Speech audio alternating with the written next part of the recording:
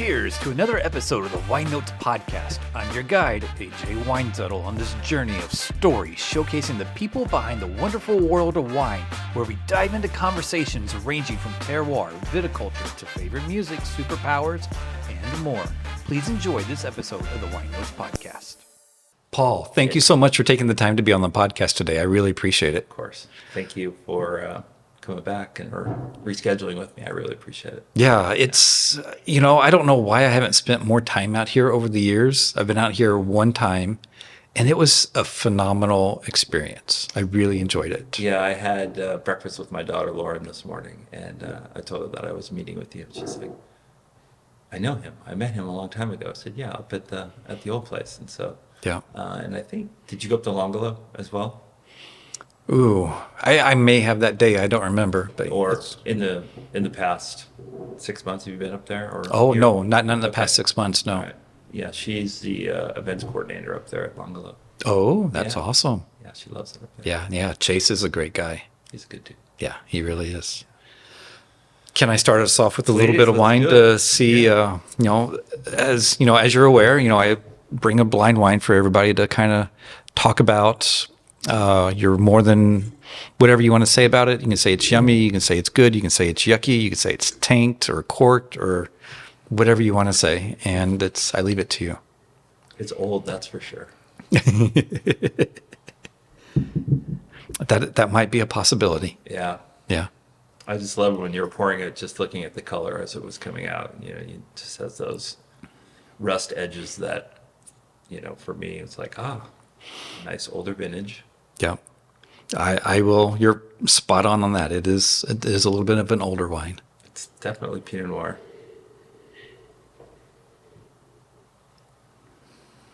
It smells delicious. Yeah, no, I opened it about an hour ago to let it breathe a little bit. And, I got it out before then to kind of let it not be so cold because it was kind of chilled. That's perfect temperature right now. That's crazy. That wine, I don't write anything down ever with vintages or I really, especially when it comes to vintages and harvest, and I really just keep everything kind of upstairs. Right. But right off the bat, this wine reminds me of 2005s. I mean, just very similar in that quality that they take on with bottle time in this age and vintage. But yeah, really pretty. Yeah. Well, I always try to find some sort of connection between this and you. Yeah. And there's maybe a minute connection. There's not a direct connection. Yeah. So yeah, it tastes, we'll see. I was going to say it tastes like my 05. Well, I will promise it's not one of your wines. Yeah. I would never do that. No, but it has that similar lineage of that vintage for me, or a cooler vintage, maybe 10 or 11. I don't know. Okay. But definitely Pinot. Yeah. Okay. Well, very cool. You're welcome.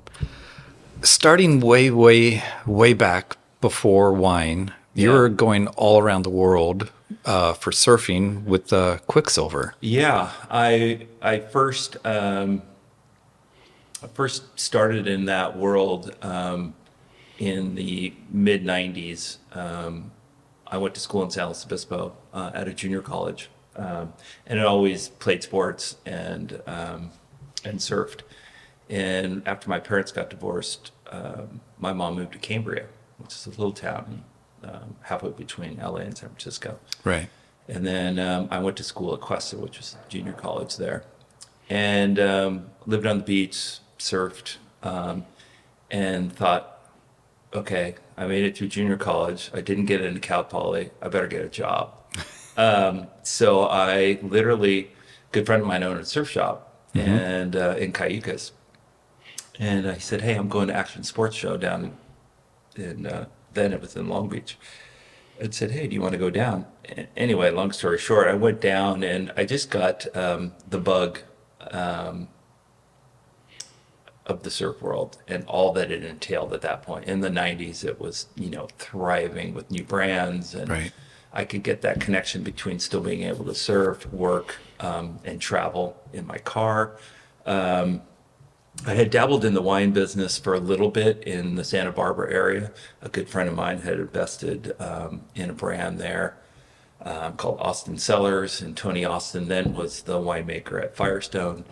And I repped wine actually for a little bit. Wow. Yeah, from Santa Barbara basically up to Central California, selling direct wholesale. And that was really fun too. But the dinners and everything that went with it was, I wasn't ready for it at that point in my life, but I was always kind of attached to the wine world. I started repping surf brands, and actually that was in the 80s. What am I saying? Oh my God, that's old. That was in the 80s. And I fell in love with it and went from brand to brand to brand, just kind of moved up, Right. got a good reputation out in the market, like selling, and I loved doing it. Didn't make much money. I mean, I lived literally on a mobile credit card back in the day when, you lived on your gas card. Right. You didn't have much in expenses. But I really loved that connection and the people that you met and those, so kind of those lifelong relationships. I'm very relational, and it's fit my personality really, really well. And then I was up surfing in Big Sur one day, and there was this guy's brand new Jeep, and he had Quicksilver stickers on it. I'm like, I'm super intuitive. I'm like, that's got to be the Quicksilver rep. Of course, I paddle out, start talking to the guy. It was. Right. And I told him who I was and just introduced myself. And he was the San Diego rep. And he said, the rep in Santa Cruz is hiring a sub rep. And I said, wow. Anyway, I called John and I applied for the job and bugged him until he hired me. So I went from kind of these lonely mid-tier brands to ascended right to working for Quicksilver as a sub rep for this main rep. Wow. And my territory was pretty simple. It was from Santa Barbara to the Oregon border, out east to Bakersfield and Fresno. And it's kind of the route I had been doing. Right. But it put me in this family that I still consider family today, which was the Quicksilver family in the late 80s and then moving into the 90s, that I fell in love with. I had surfed amateurly for years and years as well. And then I got a full-time territory in 1989. I moved up here and I took over all of Oregon, Washington, Idaho, and Alaska. So I had a big territory, and the surf and snow industry at that point was continuing to evolve and to flourish. And I loved it. I worked for a company from Huntington Beach, flew down there all the time for sales meetings, trade shows, and then globally got to travel a lot around the world, Australia, Fiji, went to Europe twice, to Quicksilver Europe. And I just loved that world until I got married and started having kids. And then things became a little more real. And the industry really started changing in the 2000s to the point where I needed to slow down. I traveled, almost 200 days of the year, and we had, 3 kids under 5.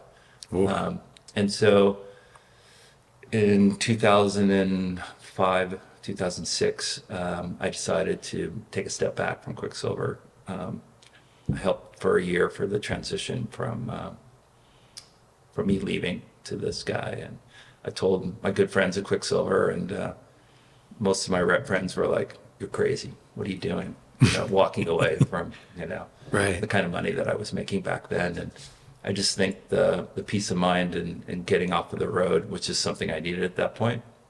My wife's real estate career at that point was taking off, and so we kind of flipped roles, and I was kind of a stay-at-home dad, all while everything else that we were doing here out in wine country. So that's kind of how it all started. I grew up in Southern California in Orange County.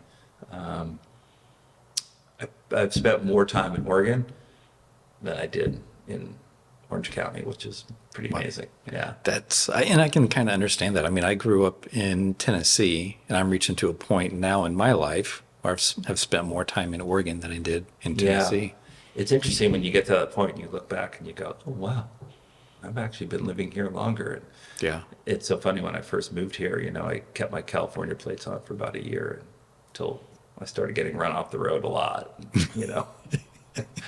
people with the, Yeah.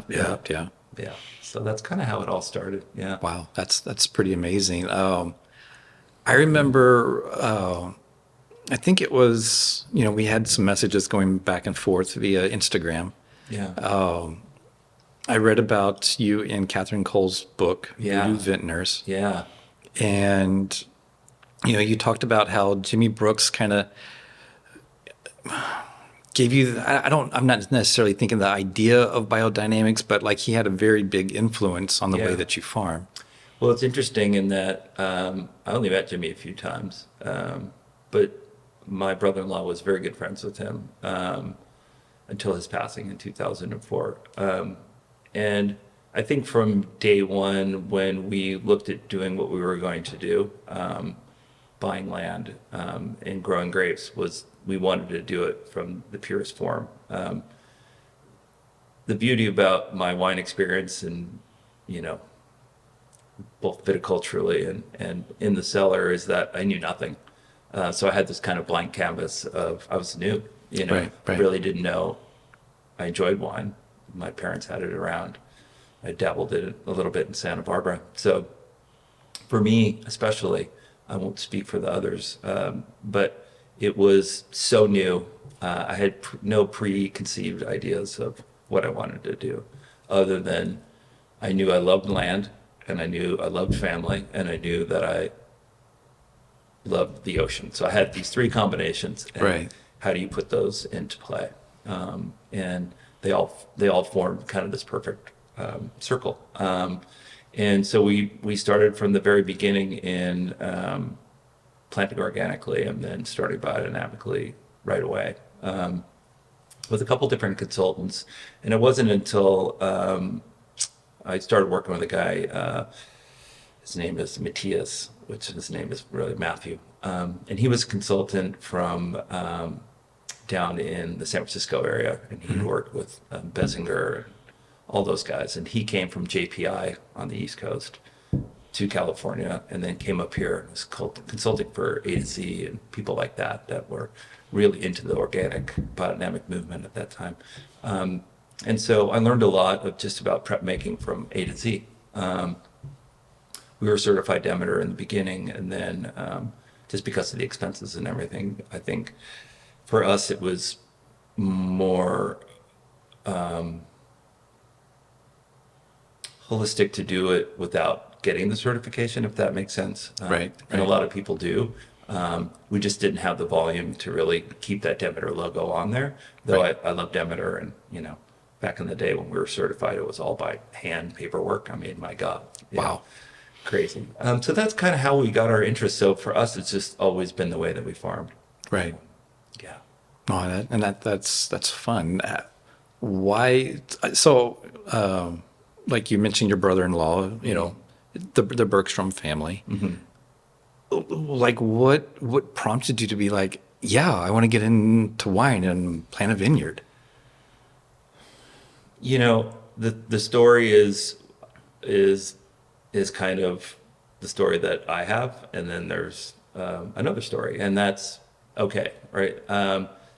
In any business, sometimes I think there are difficulties in family businesses, and we are better off now as friends in family versus in business together. So Right. there was a lot of difficulties back in the day, and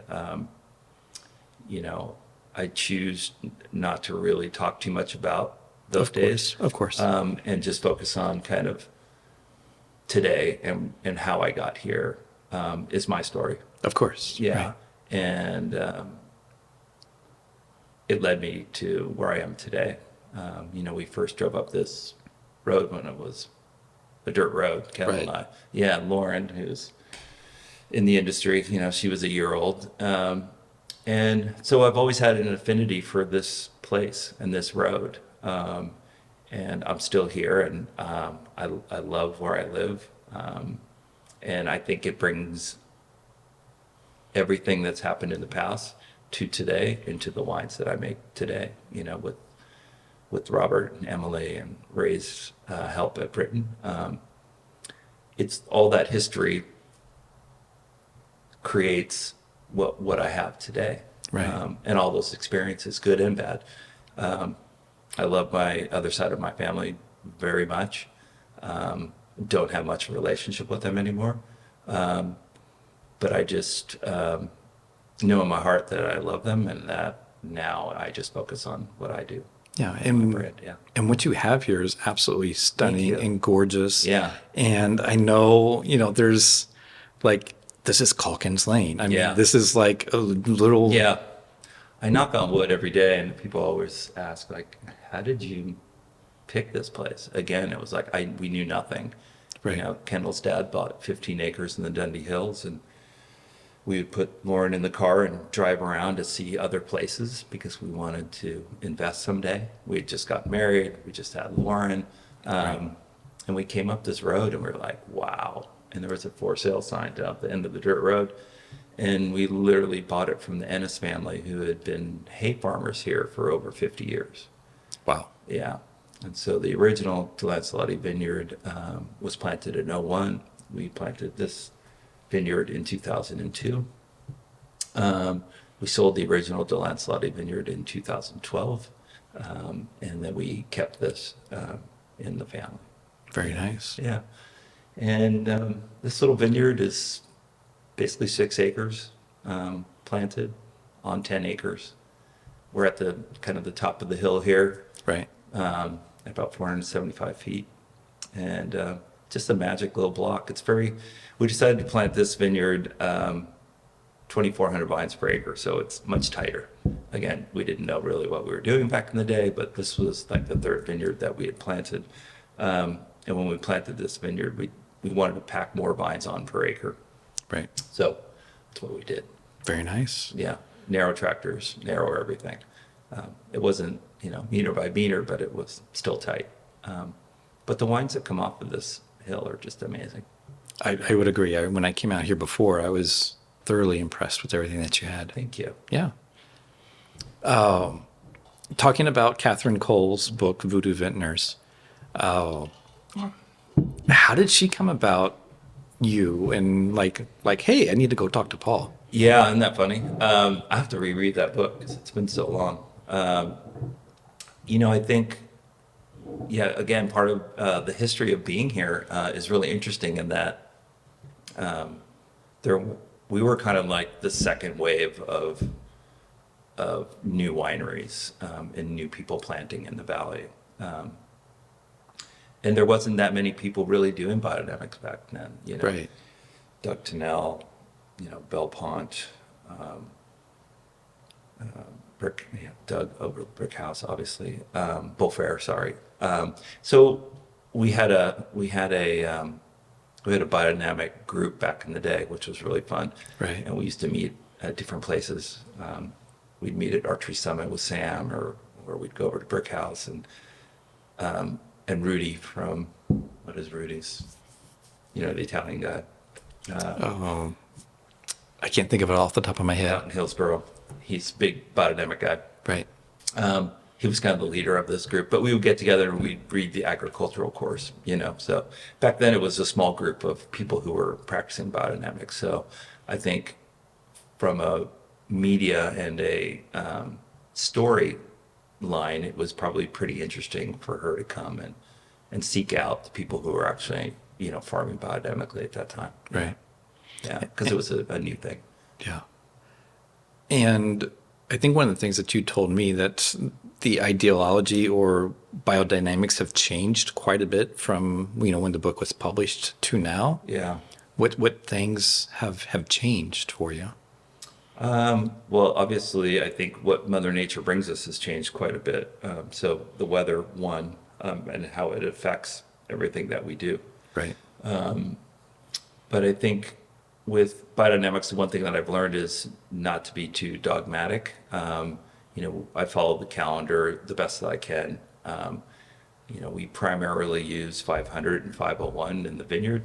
I do all the stirs myself. I apply them myself.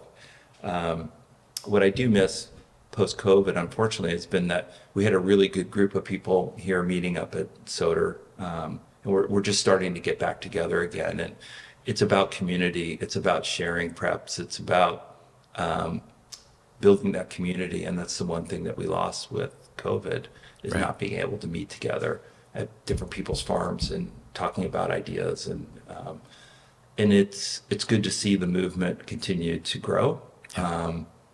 And it looks like we're just starting to get back together and read the agricultural course again, which I hadn't read for years. And Right. I just started reading again. And it's like, the Steiner books are so over the top of my head.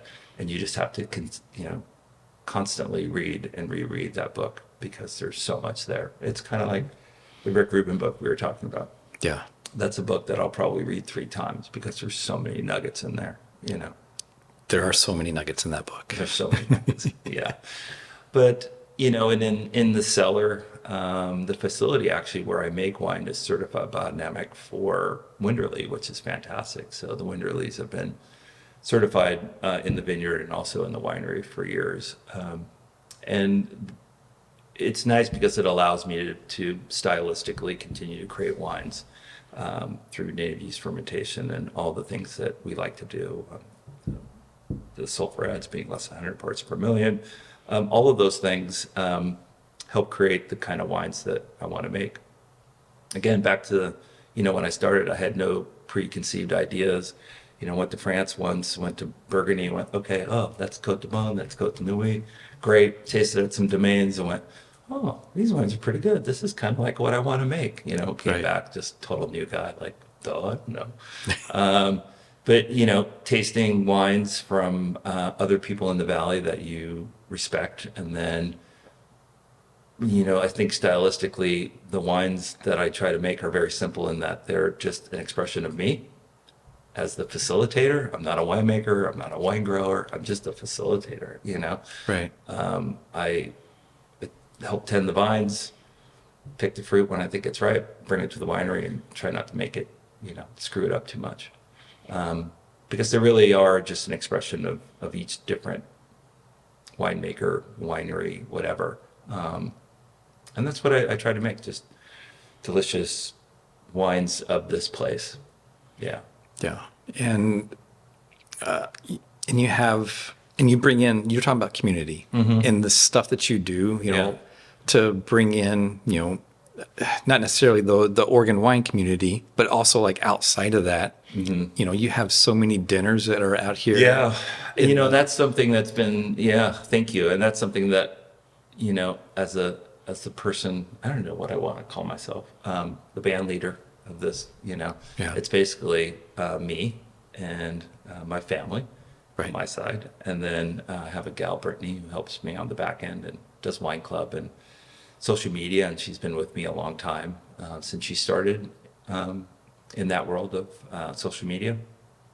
And what I've been able to gather is just this great community, this wine group, which for me is almost like a CSA. They're part of what I do. They're part of my agricultural, pursuit, Right. which I do out there. That's really what brings me so much joy is the wine club members who, they break the mold and they're with me for years and years and years. Yeah. A long time. And I'm really grateful for that. And I think building that wine club slowly in the way that I wanted to do it has been the end result. And it's really the most gratifying. And expanding into wine dinners. And, we started kind of with a harvest celebration every year in August. And that really, people just look forward to that and they continue to come and rebook. And I rotate different chefs. And so it's bringing together that community of a new chef every year, the food that I love and want to see presented with the wines, and then I get to select the wines, and then bringing in the people to hang out Right. and to enjoy that evening is super special. And every year they've gotten bigger and bigger and better. So, and we just started a chef series dinner, which we do right here.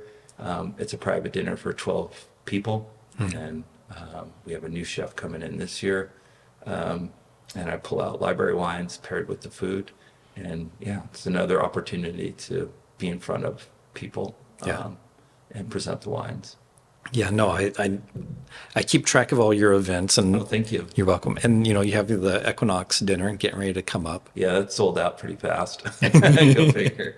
That sold out really fast. And then we did 2 or 3 last year. I can't remember. I think we did maybe 3, just as kind of a test. And we worked with Ryan from Wood and Heart, who's a fantastic chef, and Daniel Mondog.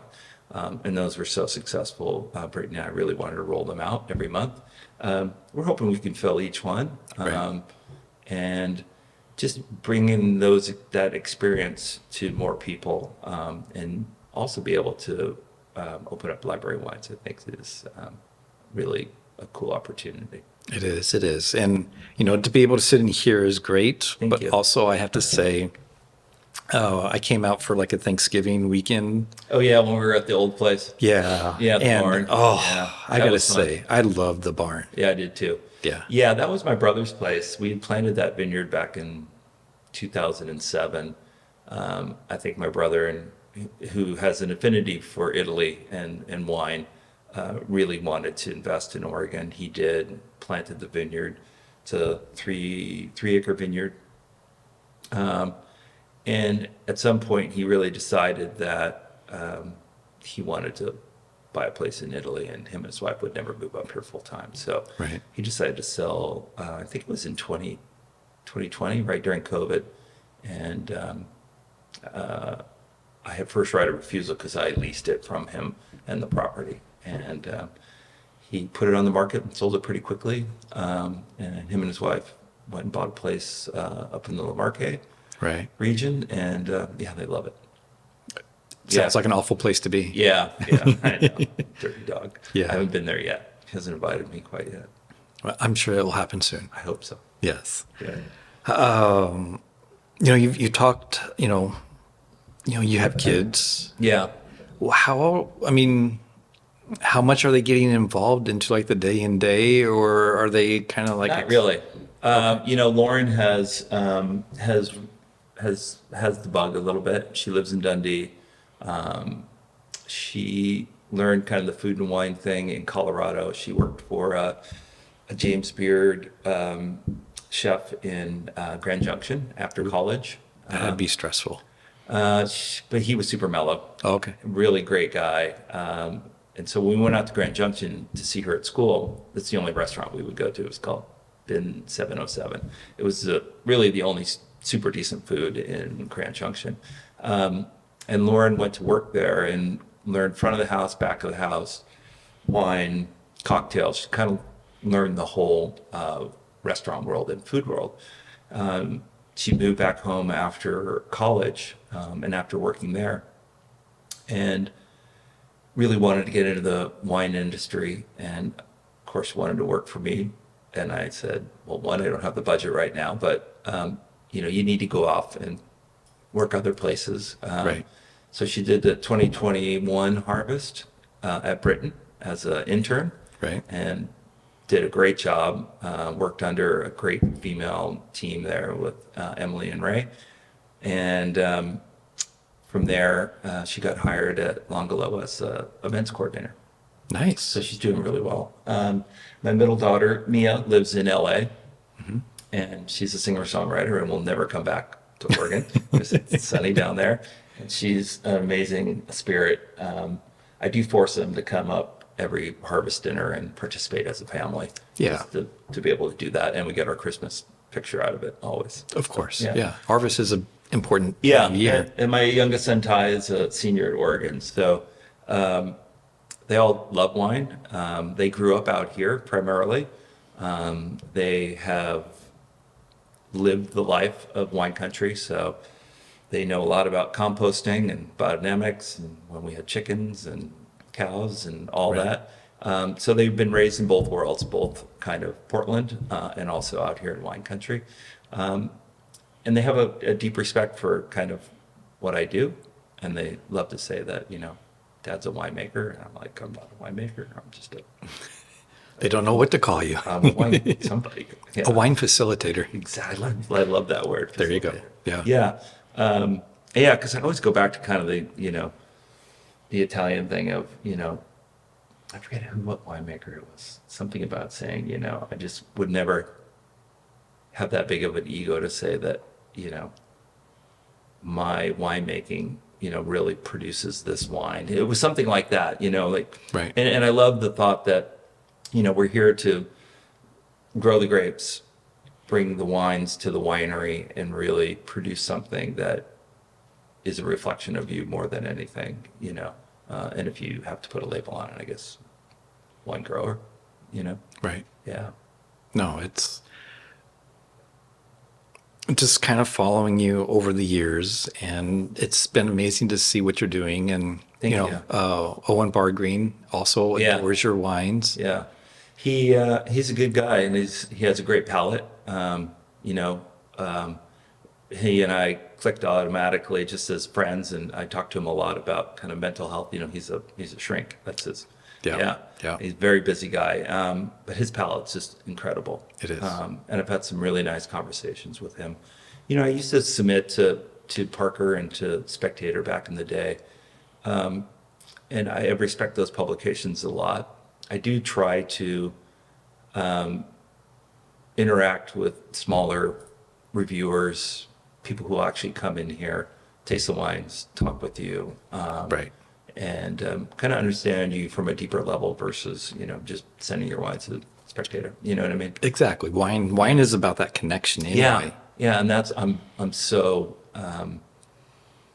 relational in that way, and that is really important to me, and that stemmed from my days at Quicksilver to what I do today. It's all Right. about the relationship, where I make my wines. I have a great relationship with Robert, with Emily, the lead winemaker, and Ray, who does all the whites. And without that relationship, there's no, that deep relationship. There's no love there. There would not be any what I'm doing. There wouldn't be the wines, the kind of wines that I'm making. If I had to just ship my wines somewhere and receive them without having that connection, it'd be a very different story. So I'm super fortunate in where I make my wines, Yeah. produce my wines. Yeah. Well, and your winemaker, I mean, he Yeah. has, Robert's a smart guy. I've learned a lot from Robert. I mean, this is my 17th vintage, something like that, and he's got 50 or something, Right. And I learned something new every single vintage, growing the grapes that year, facilitating the wines that year, but also in blending. That's when I meet the most with Robert, is in the blending trials. right. During the cellar time, harvest time, I work with Emily a lot, and Robert's busy in his vineyard. And they just have such a fantastic team there. And it's fun, Right. It's a good group of people. And that's how you make better wine, is when you're surrounded with smarter people. And that's how I do it. Well, yeah, You know, that's the way it should be. yeah. Yeah. I surround myself with a lot smarter people than myself, because there is a lot of science there, right? And it's super rewarding at the end of the day, It making is. wines with a great team and enjoying that time, because Yeah. that's what it should be. I couldn't agree more.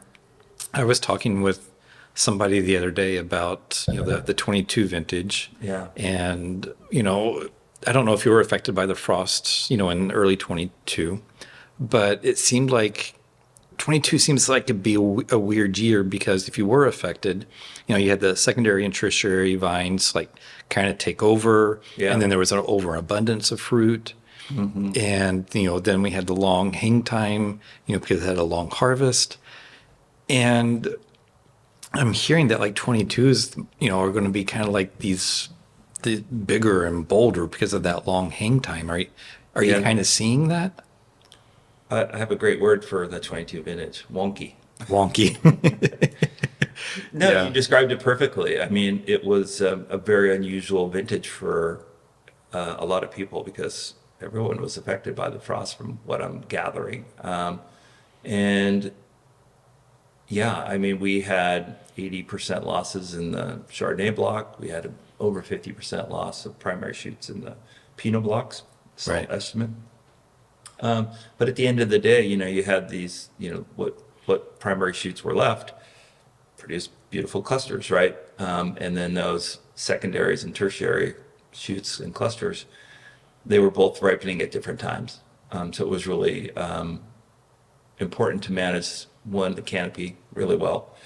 And I dropped fruit. I had to drop a lot of fruit to manage that unevenness in the ripening. And I think for me, I think it's a great vintage in that I think of the 22s as fresh and fruity. Right. I think it'll be a good vintage. I don't think it's one that Oregon will hang its hat on.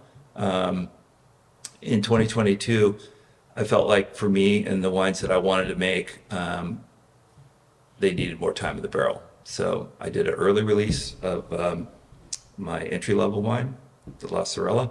I bottled a portion early, and then the rest I over-vintaged, which we're bottling next week. And they really did develop over time in the barrel, which I really like. I think they're good wines. I think they're going to be great wines. I think I don't think it's a vintage that's going to get insane scores or anything, but I think that it's a vintage that people will enjoy.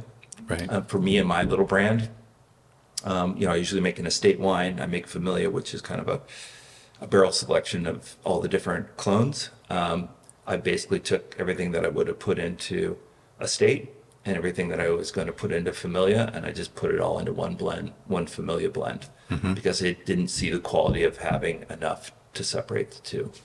And I was able to make a little bit of Onelia and La Corsia, which are clonal specific selections that I make in about 100 cases each. And then Chardonnay is really nice too as well.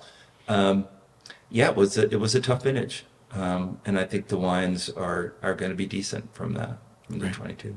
Yeah, no, I'm very curious. I'm just starting to dive a little bit into those 22s to see what it's all about. Yeah, when I think it'll be interesting to see how the reviewers see those. And I know Suckling's in town here this week or next week. Soon, I know. Yeah. So he's tasting all the 22s. So it'll be interesting to see. It'll be very interesting. Yeah. I agree. Yeah. You've been in the Oregon wine community for a long time. Yeah.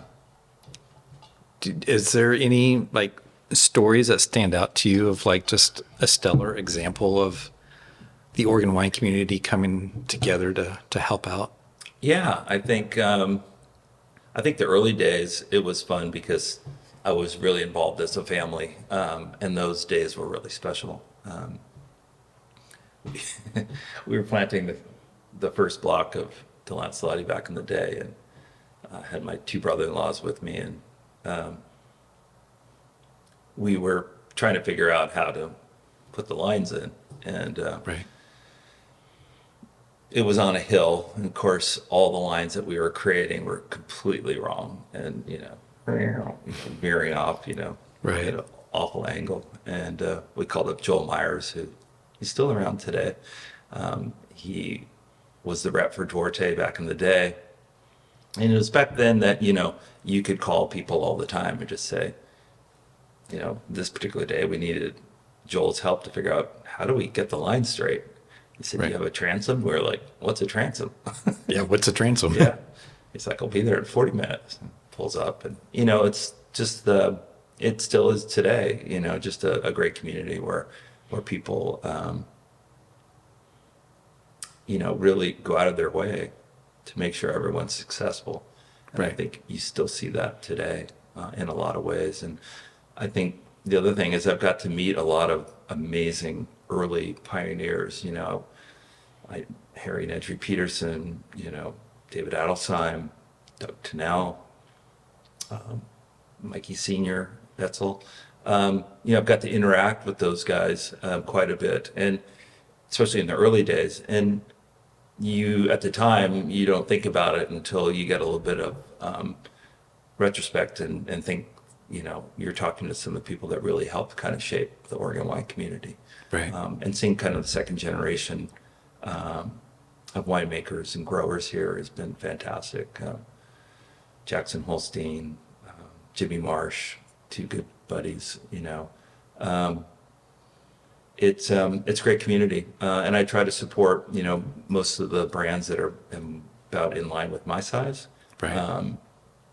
So we had a tasting group for a long time where it was Jay from EIEIO, Jimmy Marsh, Mo, but we haven't gotten together in a while, so we need to do that. Yes. So if you guys are listening, yes. Yes, we got to get them on. Yes, got to get it all together.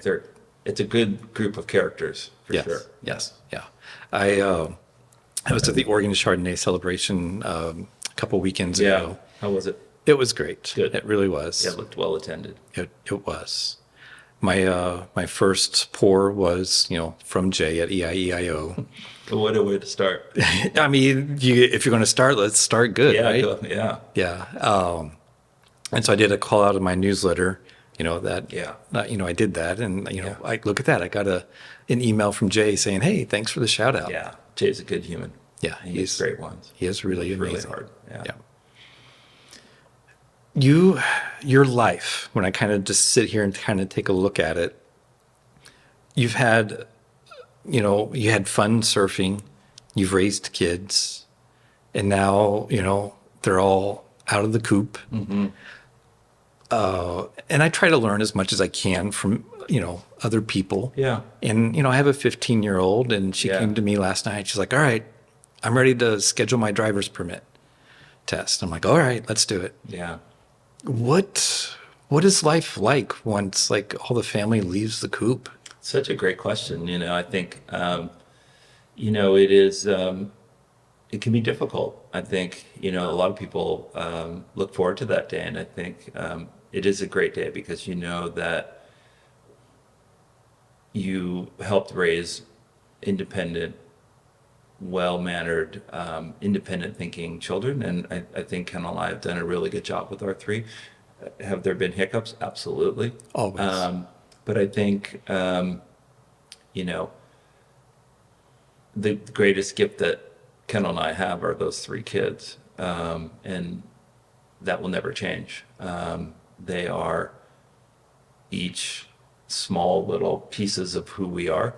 Yeah. And parenting is not easy. No one handed us a manual. book, right. Yeah. And we both came from pretty dysfunctional. I came from a very dysfunctional family, 5 brothers and a sister, and divorced family. And, my family has always been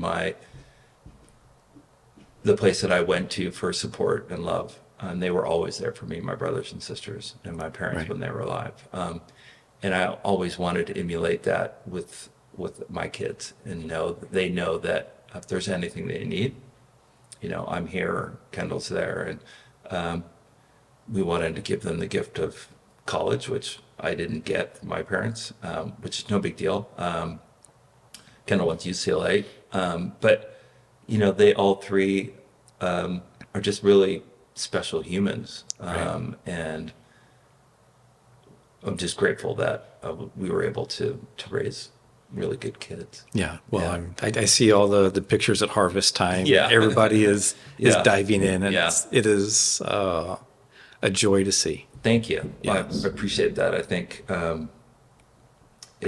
you'll find as time goes on that those hard moments were really worth it. If there's a lot of things that I would do over again, absolutely. Right. But I wouldn't take any of it back because it shaped us who we are today as a family. Of course. And we're still very, very, very tight, all of us. And so, yeah. Very nice. Besides the gift of college, Yeah. what kind of legacy are you wanting to kind of leave for them? Or Yeah, that's a good question. I think about that a lot. I think a legacy that they can look at their father and know that he was a good man and and a good human. Right. Same with my wife. We work on ourselves a lot, and I think that's a really good legacy, to leave your children, letting your kids know who you are as a person. For me as a man, Right. For my son and for my daughters too as well. We had a great experience a couple weekends ago. We were down in LA, and my son's in his last year, and he's playing club lacrosse. And we went out to dinner in LA, and Ty was there with his girlfriend, and Mia was there with her boyfriend, and it was such an amazing scene because those two individuals had their boyfriend and girlfriends with them, and they were so happy.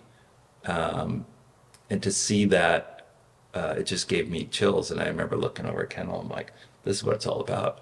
Just seeing Right. your children happy, at this Yeah. particular time in life. Because, as you know, there'll be bumps along the road, but, to start off with their early relationships that are solid and makes them happy and complete, is really great.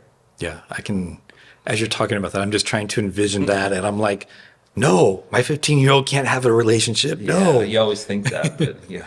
Well, I mean, that's Eventually just, comes, right? yeah, it does come. And it's hard for me to even fathom or get my head around. Yeah. I mean, I know it'll happen, and I will be abrasive of it, and I'll Yeah. enjoy it and be supportive, but it just seems so weird. The relationships now are so. I just had breakfast with Lauren, at Red Hills Market, and I get to see Lauren quite a bit now, and her boyfriend Daniel is the manager at Red Hills Market, and a great young man. And so, those are special moments when you see your kids adulting, Right.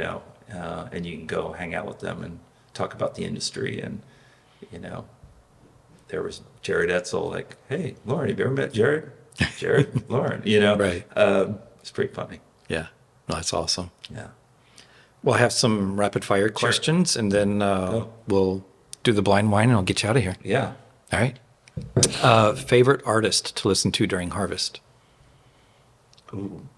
Coldplay or Kings of Leon? Okay. Favorite indulgent food? Pizza. Yeah. What kind of pizza? Oh, I love pepperoni and sausage and mushroom. That's my favorite. I had one last night from Wooden Heart. Oh, Wooden Heart's good. it is so good. I'm so glad they opened a restaurant. Oh, yeah. I mean, know. so glad. Good humans, too. Yes, they are. If you could choose a superpower, what would it be? Go back 30 years. Okay. I think you kind of already Wait, answered. I have a superpower. Oh, okay. I'm dyslexic. Oh, boy. I have a good superpower. That's my superpower. That's got to make, yes. Harvest notes. I think you already answered this one. Are they digital or handwritten? They are in my brain. Yes. Yeah. I have a biodynamic calendar that I write notes in, Right. and that's about it. Okay. Yeah. You can't say the current book that you're reading because you already mentioned it. What's the last book that you've completed? Or it could be an audible book or even like a podcast that you want to mention. Like I told you, I'm a podcast junkie. Right. Okay. The Andrew Huberman and that guy, Rick Rubin. his podcast, Right. phenomenal. Okay. Yeah. I watched it. I listened to it twice. All right. It was that good. Yeah. I'll be sure to check that out because I'm a big I'm almost Rick. done with the book too, so it almost counts. It does almost count, but I mean, I already kind of knew that answer, so I was like going for a Well, I different just answer. finished the agricultural course again for like the 6th time. Oh wow! Yeah. You just have to keep rereading it. Well, it's so dense. It is. Yes. It's a lot. I haven't even attempted. You should try it. I should try. All right, shall I reveal what the blind wine is? Yes, Okay. please. Oh, did you bring the bottle? Yeah. Oh, sweet. So, again, the connection, not that great of a connection, but, since you're talking about biodynamic farming and year is it? whatnot, it's a 2012. Oh, wow. So 2012 Pinot Noir from Brooks Rostaban. That's crazy. Yeah. I can't believe that's a 12. Yeah. Wow. well, kind of old, I guess. Yeah, kind of old. 12 was such an interesting vintage, one of the most perfect vintages ever Right. in Oregon, which is really interesting in that it's, I would thought that they would age a little bit differently, a little brighter. This is definitely more on the tertiary side now, but Right. beautiful wine. Yeah. Really pretty. It is. I was going 05 or 10 or 11. I was thinking 10 or 11, a cooler vintage, but this is Right. really pretty. Yeah, no, it is very nice. I didn't know what else, to bring that might have a connection. So I was like, hey, biodynamic farming, Jimmy Brooks. Delicious. Yes, very Great cool. wine. Thank you so much. You're welcome. Do you have any questions for me as we wrap up? No, I really appreciate the time. Yeah, no, I appreciate it Thank you too. so much. Thank you. Yeah. I appreciate it. Awesome. Thank you for joining me on this flavorful voyage through the world of wine on the Weinnotes Podcast. I've been your host and guide, AJ Weinzettel, and it's been an absolute pleasure sharing these captivating stories with you. But alas, like the last sip of a fine vintage, our time together must end. But don't fret, my wine-loving friends. The cellar doors of the Weinnotes Podcast will always remain open, waiting for you to return and explore new conversations, stories, and musings from the captivating people behind the magical world of wine. Before you go, hit that subscribe button on YouTube, Apple Podcasts, and Spotify, and don't forget to leave a sparkling 5-star review to help spread the word. Until our glasses clink again, remember to savor life's moments and let the spirit of wine and camaraderie linger on your palate. Cheers, and as always, may your wine glass be full, your heart be light, and your journey be delightful.